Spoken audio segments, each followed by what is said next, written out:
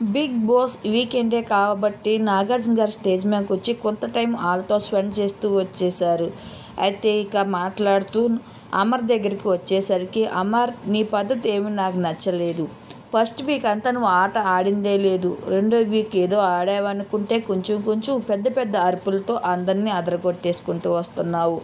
ఏంటి నీ మాటలు ఏంటి, నీ మాటలు అసలు బాగోలేదు అంటే, ఇక అమర్ అంటాడు నేనేం అనలేదు సార్ అనేస్తే, ఏం అనలేదా, ఏటన్నావో ఒకసారి గుర్తు తెచ్చుకో అంటూ ఉంటాడు.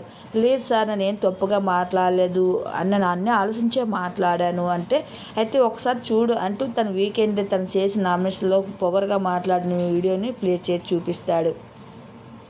నువ్వెంత ఆప్టర్, అలా అయితే నీకు అంత ఉంటే మాకెంత ఉండాలని మాటను ప్లే చేస్తూ వచ్చేసరికి నాగార్జున గారు అన్నారు, నువ్వు యాక్టర్ అయితే నీ మాటే అందరు వినాలని ఏముందా, రైతు అయితే రైతు మాట వినకూడదా, రైతు లేకుండా మనం ఎలాగొచ్చాం, ఈరోజు నువ్వు నేను అందరం కూడా 3 పూటలు తింటున్నామంటే ఆ రైతు వల్లే కదా, అలా తక్కువ చేసి మాట్లాడు, ఏం పద్ధతి కాదంటూ నాగార్జున గారు దానికి క్లాస్ పీక్కుంటూ వచ్చారు.